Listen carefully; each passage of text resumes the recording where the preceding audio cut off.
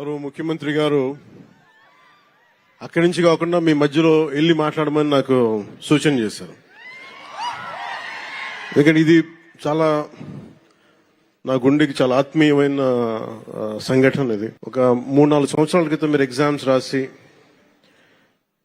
మీకు ఉద్యోగాలు వచ్చి కూడా మీకు నియామక పత్రాలు ఇవ్వకపోవడం, దాన్ని కోర్టు కేసులు అవ్వడం, ఈ రోజున ఇన్ని వేల మందికి దాదాపు 6,100 పోస్టులు ఈరోజు ఈ విధంగా ఒక పండగ వాతావరణం జరుపుకుంటున్నామంటే దానికి మూల కారకులు గౌరవ ముఖ్యమంత్రి శ్రీ నారా చంద్రబాబు నాయుడు గారు.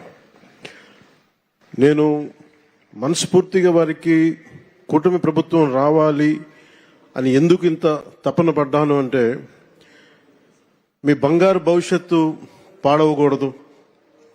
మీలో ఎంతమంది ఇందాక ఒక్కొక్కరితో కథలు వింటా ఉంటే మీ 6,100 మంది దాదాపు 4 లక్షల పైచిలుకు యువత ముందుకొచ్చి పోటాపోటీగా ఎగ్జామ్స్ ప్రవేశ ఉత్తీర్ణ పరీక్షలు చేస్తే దాంట్లో కేవలం 6,100 మాత్రమే సెలెక్ట్ అయ్యారంటే అంత టఫ్ ఎగ్జామ్ ఇది. ఒక్కొక్కరు post graduation, BSc chemistry, MSc, MA, BSc computer science ఇవన్నీ చదువుకుని ఇంత చదువుకున్న వ్యక్తులు ఒక సమాజానికి రక్షణ ఇచ్చే ఒక కానిస్టేబుల్ ఉద్యోగానికి వచ్చినందుకు మీ అందరికీ పేరు పేరున హృదయపూర్వక ధన్యవాదాలు తెలుపుకుంటా ఉన్నాను. ఇది నాకు ప్రత్యేకించి మొన్న ఈ మధ్యన గౌరవ ముఖ్యమంత్రి గారి సూచనలతోటి ఆయన అసెంబ్లీలో మేము ప్రమాణ స్వీకారం చేసిన తర్వాత మొట్టమొదటి అసెంబ్లీలో మేము ఒక మాట ఇచ్చాం. ఆంధ్రప్రదేశ్ సుస్థిరత కోసం, యువత భవిష్యత్తు కోసం మేము నిలబడతామని. ఎక్కడా కూడా వ్యవస్థీకృతం అయిపోయింది అవినీతి అనేది. అలాంటి వ్యవస్థీకృతమైపోయిన అవినీతిని మేము చిత్తశుద్ధిగా దాన్ని లేకుండా చేస్తాం, ఒక ప్రయత్నం చేస్తా ఉన్నాం. దాంట్లో భాగంగానే ముఖ్యమంత్రి గారి దృష్టికి తీసుకెళ్లి పంచాయతీరాజ్లో దాదాపు 10,000 మంది పైచిలుక్కి ఒకేసారి మేము ప్రమోషన్స్ ఇవ్వడం జరిగింది. ఇది ముఖ్యమంత్రి గారి దార్శనికతకి, వారు పంచాయతీరాజ్ వ్యవస్థలో ఎలాంటి అవినీతి లేకుండా ముందుకు తీసుకెళ్లిన వారి సలహాలు, సూచనలే నేను 10,000 మందికి మేము ఒకేసారి ప్రమోషన్లు ఇవ్వడం జరిగింది. అదే కోవలో 6,000 మంది దాదాపు 4 నుంచి 5 సంవత్సరాలు అనుకుంటా మీ అందరూ మీ ప్రవేశ పరీక్షలు రాసి నియామక పత్రాలు వచ్చిన తర్వాత ఇవ్వలేకపోయినందుకు ఒక 3 సంవత్సరాలు, 3.5 సంవత్సరాల విలువైన కాలం కోల్పోయారు అందరూ. ఆ కాలాన్ని ఎవరు తిరిగి తీసుకురాలేరు. డబ్బు తిరిగి రావచ్చు కానీ కాలం, ఎందుకంటే 6,000 మంది మీరు మాట్లాడుతూ ఉంటే ఒక్కొక్కరు ఇక్కడ కూర్చున్న 6,000 మంది మీ తల్లిదండ్రులు, ఒక్కొక్కరి కష్టాలు, ఎక్కడో అల్లూరు సీతారామరాజు జిల్లా నుంచి కావచ్చు, అనంతపురం జిల్లా నుంచి కావచ్చు, అలాగే మన ఉత్తరాంధ్ర శ్రీకాకుళం, విజయనగరం. అంటే నాకు నుంచి అదే అడుగుతున్నాను. మన హోంమంత్రి అనిత గారిని, సోదరు అనిత గారిని అడుగుతా ఉన్నా, ఎందుకు ఎక్కువ మంది శ్రీకాకుళం, ఉత్తరాంధ్ర ఎందుకు ఎక్కువ చెప్పలేదు, మిగతా జిల్లాల నుంచి రావట్లేదంటే, నాకు మిగతా జిల్లాలు మా గౌరవ ముఖ్యమంత్రి గారు కూడా చెప్తున్నారు, మిలిటరీకి, సర్వీసెస్ కి ఎక్కువ మన ఉత్తరాంధ్ర జిల్లా నుంచి వస్తాయని చెప్పి. ఉత్తరాంధ్ర నాకు అనిపిస్తే ఒకసారి భరతమాత గుడి కూడా అక్కడ ఉత్తరాంధ్రలో ఉంది. అంటే మీరు సమాజం కోసం ప్రకాశం, కాకినాడ, ఒక జిల్లా, అన్ని జిల్లాలు మనే, ఒక జిల్లా ఎక్కువ ఒక జిల్లా తక్కువ కాదు. కానీ సత్యసాయ ఏ జిల్లా ఎక్కువ కాదు, ఏ జిల్లా తక్కువ కాదు, అన్ని సమానం. గౌరవ ముఖ్యమంత్రి గారు ఎంత ప్రేమ లేకపోతే మీ సత్యసాయి జిల్లాకి ఎన్ని పరిశ్రమలు పట్టుకొచ్చారు, అలాగే ఎంత ప్రేమ లేకపోతే మన ప్రకాశం జిల్లాకి జేజేఎం పట్టుకొస్తారు. ఏ జిల్లా అక్కడ బాపట్ల, గుంటూరు అర్బన్ అంటున్నారు, అనకాపల్లి,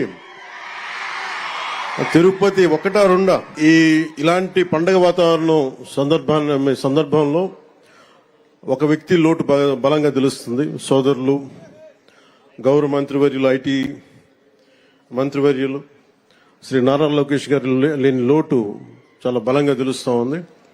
ఎందుకంటే ఇలాంటి ఒకేసారి ఇంతమందికి ఇవ్వాలని చెప్పి మెగా డిఎస్సి కూడా ఆయన ఆధ్వర్యంలోనే చేయటం, అదే తరహాలో ఇది కూడా ఇవ్వటం మనస్ఫూర్తిగా వారి ధన్యవాదాలు. వారికి నా మనస్ఫూర్తిగా అభినందనలు తెలియజేస్తూ, వారి లేని లోటు చాలా స్పష్టంగా ఉందని తెలియజేస్తూ మీ అందరికి కూడా, మీ అందరి తరపున వారికి నా ధన్యవాదాలు తెలుపుతా ఉన్నాను.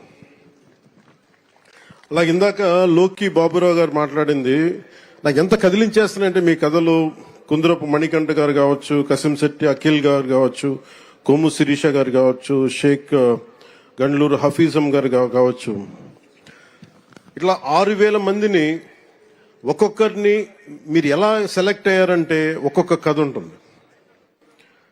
నేను మా నాన్నగారిని చూసేవాడిని. నాకు ఊహ తెలిసేటప్పటికి మా నాన్న పెట్టి ఆఫీసర్. ఆయన ఒక కానిస్టేబుల్గా ప్రారంభమై, మా కోరిక ఏంటంటే మా నాన్న వచ్చిన ప్రతి ప్రమోషన్ మా ఇంట్లో పండుగ ఉండేది. ఎప్పుడు ఎస్ఐ అవుతారు, ఎప్పుడు ప్రిన్సిపల్ ఎస్ఐ అవుతారు, ఎప్పుడు సిఐ అవుతారు, ఎప్పుడు ఒక ఏఎస్ అసిస్టెంట్ ఎక్సైజ్ సూపరింటెండెంట్గా, ఇవన్నీ మేము వెయిట్ చేసేవాళ్ళం. ఎప్పటికప్పుడు ఎగ్జామ్స్ రాస్తూ ఉండేవాళ్ళం, డిపార్ట్మెంటల్ ఎగ్జామ్స్. సో మీకు డిపార్ట్మెంటల్ ఎగ్జామ్స్ ఉంటాయి అంటే మీ చదువు కానీ మీ లెర్నింగ్ కానీ ఎప్పటికీ అవ్వదు. It's an on going learning process. నాకు మీ అందరినీ చూస్తే నాకు ఎంత ఆనందంగా ఉందండి. ఇందాక గౌరవ ముఖ్యమంత్రి గారితో నాకు అవకాశం లభించింది, మీ అందరినీ చాలా దగ్గరగా చూసే అవకాశం, మొత్తం అన్ని జిల్లాల నుంచి ప్రతి ఒక్కరిని నమస్కరించడానికి, మీ తల్లిదండ్రులతో మాట్లాడటానికి ఎంత ఆనందం అనిపించిందంటే, నాకు మీ కళ్ళల్లో ఆ ఆనందం నాకు నా తల్లిదండ్రులను చూసుకున్నట్టు అనిపించింది. మీ అందరిని చూస్తాను, అంత అద్భుతంగా అనిపించింది నాకు. ఇక్కడ ఎంత కదిలించేసిందంటే ఒక్కొక్కరి కథలు. అలాగే గౌరవ ముఖ్యమంత్రి గారు నాకు ఆదేశం ఇచ్చారు ఇందాక, లాకే బాబురావు గారి ఇంటికి, మన గ్రామానికి రోడ్లు లేవు, మీరు ఖచ్చితంగా దాన్ని చేయాలంటే గౌరవ ముఖ్యమంత్రి గారికి నేను ఈరోజు సభాముఖంగా మాటిస్తున్నాను. వెంటనే దానికి రోడ్లు వాళ్ళకి వేసే కార్యక్రమాన్ని శాఖకు నేను తెలియజేస్తాను. అంటే నాకు ఏమి నచ్చింది ఇంట్లో అంటే, మీరు కాకి చొక్కా వేసుకుంటే అది మీ గుండె ధైర్యానికి సూచన. అందరూ భయపడతారు ఇలాంటి బాధ్యతతో కూడిన ఉద్యోగాలు చేయాలంటే. కానీ మీరు ఎదురొచ్చి సమాజం కోసం మీరు చేస్తున్నారు సేవ, సమాజం కోసం మీరు సేవ చేస్తున్నారు. దాదాపు ఇన్ని కోట్ల మంది జనానికి మీరు ధైర్యం ఇస్తున్నారు. అలాగే నేను మేడం అనిత గారికి కూడా చెప్తా ఉన్నాను, మీకు విధి నిర్వహణలో మీ మీద చిన్నపాటి కించపరిచిన మీ ఉన్నతాధికారులు మీకు అండగా ఉండాలని మనస్ఫూర్తిగా నేను కోరుకుంటున్నాను. ఎందుకంటే ఒక కానిస్టేబుల్ అనే ఒక పదం మీద ఎవరన్నా సరే గొంతు ఎత్తుదామంటే, ఈరోజు మీ అందరి కథలు ఏమి అర్థమైనాయి అంటే, 5 కోట్ల మంది ప్రజలకి, దేశ ప్రజలకి ఒక ఉద్యోగం కోసం మేము ఎంత తపన పడతాం, ఎంత కష్టపడతాం. కేవలం 2 ఆడపిల్లల్ని పెట్టుకొని ఒక వెనకబడ్డ కులాల నుంచి వచ్చిన ఎంత కష్టపడతాం, ఇది ప్రజలకి తెలియచేయడం చాలా చాలా చాలా అవసరం. చాలా ఉత్తేజాన్ని ఇచ్చారు మీరు, చాలా ఆనందాన్ని ఇచ్చారు. 2022లో కానిస్టేబుల్ ఉద్యోగాలు భర్తీ చేస్తూ ఉంటూ ఆర్భాటంగా నోటిఫికేషన్ ఇచ్చారు.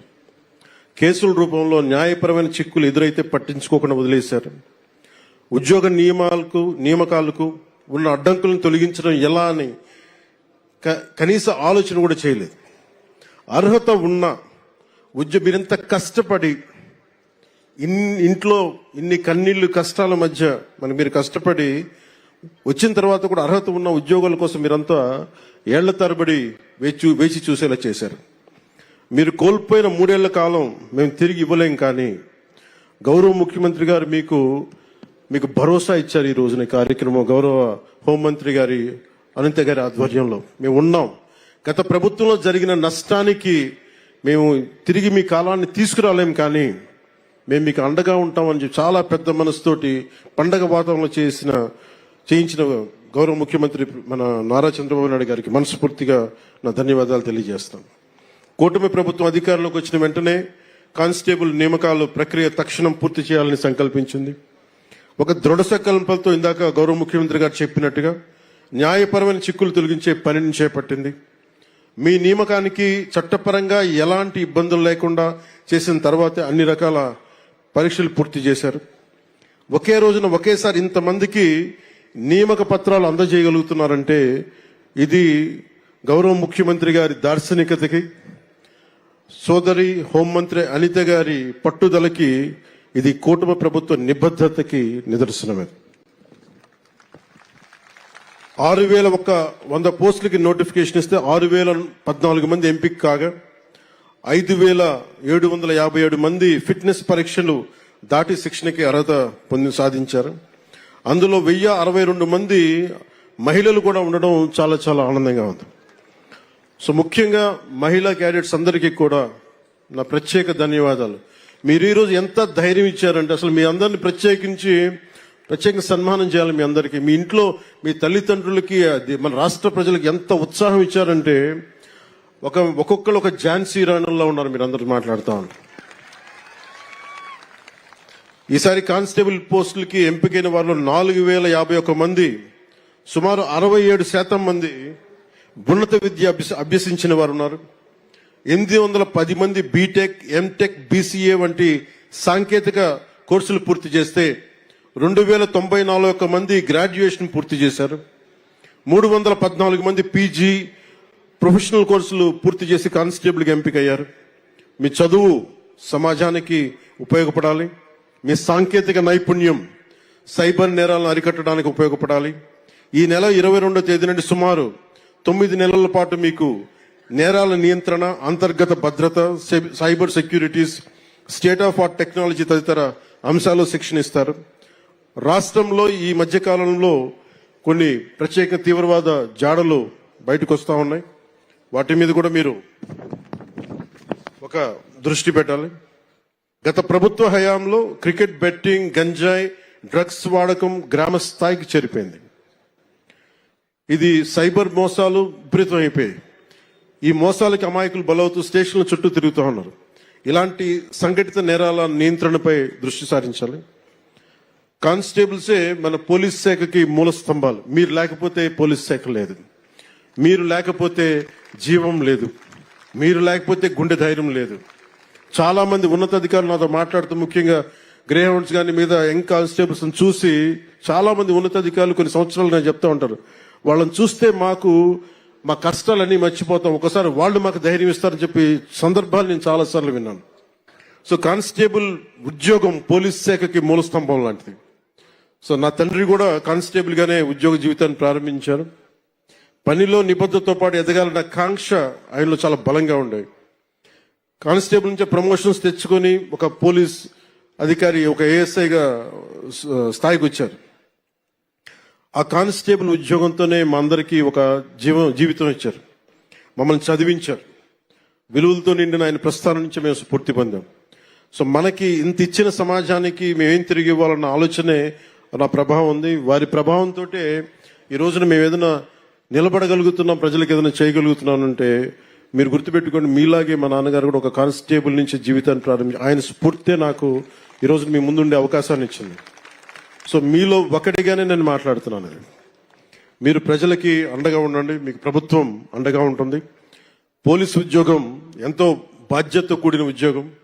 సమాజం పట్ల బాధ్యత, ప్రజలకి సేవ చేయాలన్న బలమైన కాంక్ష ఉన్నవారు మాత్రమే ఈ ఉద్యోగానికి వస్తారు.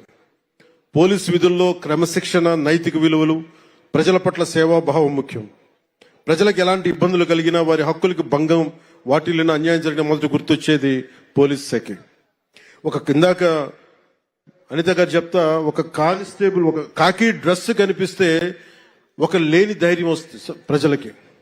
సో మీరు వేసుకున్న కాకి సమాజానికి రక్షణ కవచం లాంటిది. సో అందుకని మీరు మీ కాకి దాన్ని ఎక్కడా కూడా దాన్ని తగ్గించకండి. అందుకని దాన్ని దయచేసి దృష్టిలో పెట్టుకొని మీ కాకి ఈ సమాజానికి ఒక రక్షణ కవచం, దాని గౌరవాన్ని నిలబెట్టాలని మనస్ఫూర్తిగా నేను ఆకాంక్షిస్తున్నాను. మీ విధులు ఈ రోజున గౌరవ ముఖ్యమంత్రి గారు కోరుకున్న దాదాపు 15% ఆర్థిక అభివృద్ధి కావాలి అని మా అందరికీ చెప్తా ఉంటారు. వారు చెప్పేది కూడా శాంతి భద్రతలు బాగుంటేనే దేశాభివృద్ధి బాగుంటుంది, రాష్ట్రాభివృద్ధి బాగుంటుంది, రాష్ట్రం ఆర్థిక అభివృద్ధి చాలా బలంగా ఉంటుంది. ఈ మధ్యన గౌరవ ఉత్తరప్రదేశ్ ముఖ్యమంత్రి గారు కూడా సడన్ గా ఇన్ని లక్షల కోట్లు ఎందుకు పెట్టుబడిగా వచ్చినాయి ఉత్తరప్రదేశ్కి యోగి ఆదిత్యనాథ్ గారు మాట్లాడుతూ ఉంటే, శాంతి భద్రతలు మేము బలంగా చేస్తున్నామే కాబట్టి మా రాష్ట్రానికి పెట్టుబడులు వస్తున్నాయని. అదే మాకు గౌరవ ముఖ్యమంత్రి గారు కూడా బలంగా సూచనలు ఇస్తా ఉన్నారు. శాంతి భద్రతలను ముందుకు తీసుకెళ్లాలంటే మీరు ఇందాక చెప్పినట్టు మీరే స్తంభాలు, మూల స్తంభాలు. అందుకని రాష్ట్ర బడ్జెట్ కూడా, రాష్ట్ర ఆర్థికాభివృద్ధికి కూడా మీరే ఒకలాగా పిల్లర్స్ అవుతారు. ఎందుకంటే మీరు శాంతి భద్రతలను కనుక మీరు సరిగ్గా పర్యవేక్షించగలిగితే ఈ రాష్ట్ర అభివృద్ధిలో మీరు కూడా చాలా కీలకమైన భాగస్వాములు అవుతారు. నేను ఈ సందర్భంలో మీ దృష్టికి తీసుకొస్తా ఉన్నాను. అలాగే కొన్నిసార్లు పోలీస్ స్టేషన్కి వెళ్తే నాకు న్యాయం జరుగుద్ది అన్న ఒక ఆకాంక్ష అందరికీ ఉంటుంది. ఒకసారి అది కొన్ని సందర్భాల్లో కొంతమంది వ్యక్తులు వ్యక్తిగత ప్రవర్తన కొన్నిసార్లు చెడ్డ పేరు వస్తుంటాయి. దాన్ని దృష్టిలో పెట్టుకొని మీరు మంచి పేరు వచ్చేలా చేయాలి మనస్ఫూర్తిగా కోరుకున్న. అదే సమయంలో విధి నిర్వహణలో ఉన్న అధికారులకి ఎలాంటి ఇబ్బందులు ఎదురైనా ప్రత్యేకించి కూటమి ప్రభుత్వం, గౌరవ ముఖ్యమంత్రి నారా చంద్రబాబు నాయుడు గారి నాయకత్వంలో కూటమి ప్రభుత్వం మీకు అండగా నిలుస్తుంది. ఇటీవల ఒక గౌరవ మాజీ ముఖ్యమంత్రి గారు పోలీసు ఉన్నతాధికారులకు సైతం నేరుగా హెచ్చరికలు జారీ చేస్తా ఉన్నారు. మేము భవిష్యత్తులో వస్తాం, మేము చేస్తామంటే అంటే ఏ స్థాయికి వెళ్ళిపోయారో చూడండి. ప్రభుత్వ పోలీసు ఉన్నతాధికారులు కూడా బెదిరించే స్థాయికి వెళ్ళిపోయారు. ఇలాంటి మారాలి, ఉండాలి అంటే మేమందరం చాలా గట్టిగా ఉన్నాం. అదే స్థానంలో మీ మద్దతు సంపూర్ణంగా కోరుకుంటున్నాం. ఏ అధికారి కూడా, ఏ రాజకీయ నాయకుడు కూడా పోలీస్ అధికారులు కానీ ఒక పోలీస్ కానిస్టేబుల్ దగ్గర నుంచి ఉన్నత పోలీస్ అధికారి వరకు బెదిరిస్తే ఉపేక్షించదు నారా చంద్రబాబు నాయుడు గారి నాయకత్వంలోని కూటమి ప్రభుత్వం. చాలా చాలా బలంగా తీసుకుంటాం, దాన్ని బలహీనంగా తీసుకుంటాం మేము. అంటే ప్రతి స్టేట్మెంట్ చాలా it will be keenly observed. అలాగే ఉన్నతాధికారులు కూడా మేము మీకు గైడెన్స్ ఇవ్వాలని మనస్ఫూర్తిగా కోరుకుంటూ, శాంతి భద్రత పరిరక్షణలో మన ఎవరం కూడా ఏ కులంలో పుట్టాలి, ఏ జిల్లాలో పుట్టాలి, ఏ రంగులో పుట్టాలి, ఎంత హైట్లో పుట్టాలి మన ఎవరికి చాయిస్ లేదు. కానీ ఎలా ప్రవర్తించాలి అన్నది మటుకు మన చాయిస్ ఉంటుంది. మనకి కవి సామ్రాట్ విశ్వనాథ సత్యనారాయణ గారు చెప్పినట్టుగా అన్ని అనర్థాలకి మూలం మానవ ప్రవృత్తి హేతువు కానీ వారి కులం కానీ, మతం కానీ, ప్రాంతం కానీ కాదు. దీన్ని మీరు బలంగా గుండెల్లోకి తీసుకోండి. ఎందుకు చెప్తున్నానంటే ఇది కూటమి ప్రభుత్వం ప్రజల మాన ప్రాణ సంరక్షణ, శాంతి భద్రతల పరిరక్షణ ప్రాధాన్యత ఇస్తుంది. ముఖ్యంగా మహిళల భద్రత అత్యంత ప్రాధాన్యత ఇస్తున్నాం. శాంతి భద్రతల పరిరక్షణలో తరతమ భేదాలు చూడడం, కులం, మతం, ప్రాంతీయత అనే తేడాలు చూడడం. కొత్త కానిస్టేబుల్స్ అందరూ కూడా అదే పందాన్ని అనుసరించాలి. మీ ఉద్యోగ జీవితంలో మీరంతా మరింత ఉన్నత శిఖరాలు చేరుకోవాలి మీ అందరికీ తెలియజేసుకుంటూ, నేను I wish you all the best, great future. జై హింద్.